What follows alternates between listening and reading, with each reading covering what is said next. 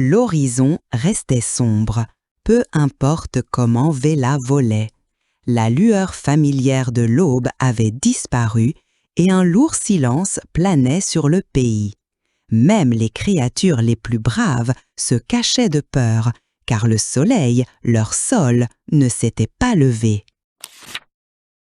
Vela, malgré sa peur, sentit une lueur de détermination dans son cœur. Quelqu'un devait découvrir pourquoi Sol avait disparu. Elle ajusta ses lunettes et partit vers les grottes murmurantes, un endroit réputé pour abriter d'anciens secrets.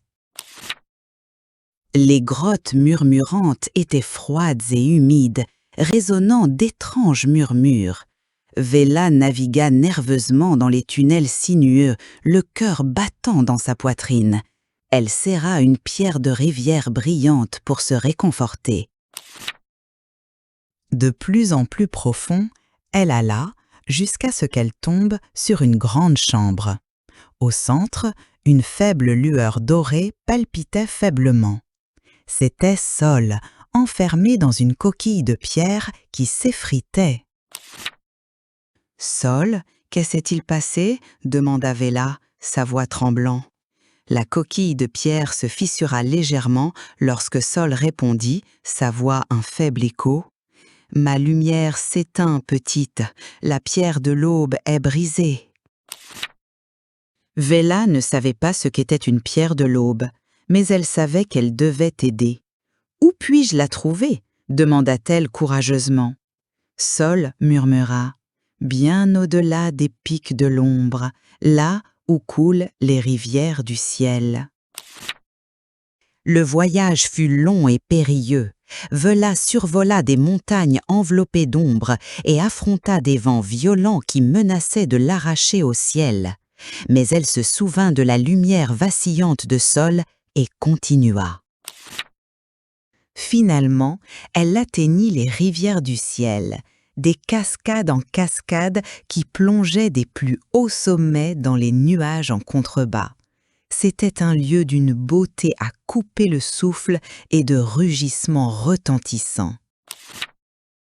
À la base de la plus grande cascade, elle la vit, une grotte chatoyante cachée derrière l'eau en cascade. C'était sûrement là que se trouvait la pierre de l'aube. À l'intérieur de la grotte, l'air vibrait d'énergie. Des cristaux de toutes formes et de toutes tailles tapissaient les murs, brillant d'une douce lumière intérieure. Au centre, sur un piédestal, reposait la pierre de l'aube brisée. La pierre de l'aube était brisée en 2 morceaux. Vela les ramassa soigneusement. Ils étaient chauds au toucher, vibrant d'une faible énergie.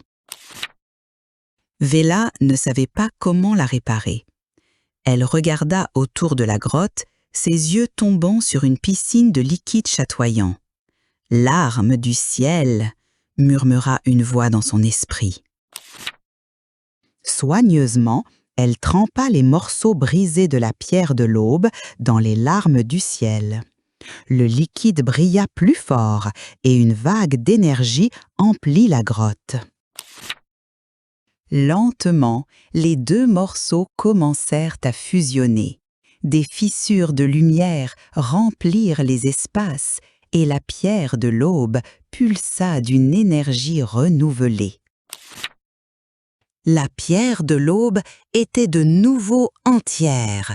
Vela sentit une vague de chaleur et d'espoir. Elle la plaça soigneusement dans sa sacoche et s'envola vers les grottes murmurantes. Le voyage de retour fut beaucoup plus facile. Le ciel semblait plus lumineux et le vent la porta rapidement vers sa destination. Elle arriva aux grottes murmurantes et se précipita vers la chambre de Sol. La faible lueur dorée était encore plus faible qu'avant. « J'ai apporté la pierre de l'aube !» s'exclama Vela, la sortant de sa sacoche. La coquille de pierre de Sol trembla. Avec des griffes tremblantes, elle plaça la pierre de l'aube dans une petite ouverture au sommet de la coquille de Sol. la grotte s'emplit d'une lumière aveuglante. La coquille de pierre s'effrita, révélant Sol dans toute sa splendeur. Il était un orbe radieux de lumière et d'énergie pure. L'obscurité disparut du pays. La chaleur de Sol se répandit sur tout le pays, chassant les ombres. Les fleurs s'épanouirent, les oiseaux chantèrent et le monde se réjouit. « Merci, petite, » dit Sol, sa voix plus forte qu'avant. « Tu nous as tous sauvés. » Véla rougit. « N'importe qui aurait fait la même chose, » marmonna-t-elle. Mais au fond, elle savait qu'elle avait fait quelque chose de spécial. À partir de ce jour, Véla ne fut plus seulement un vautour un peu maladroit. Elle était Véla, la courageuse qui avait ramené la lumière. Et ainsi, le soleil se leva chaque jour grâce au courage d'un petit vautour qui osa voler dans l'obscurité.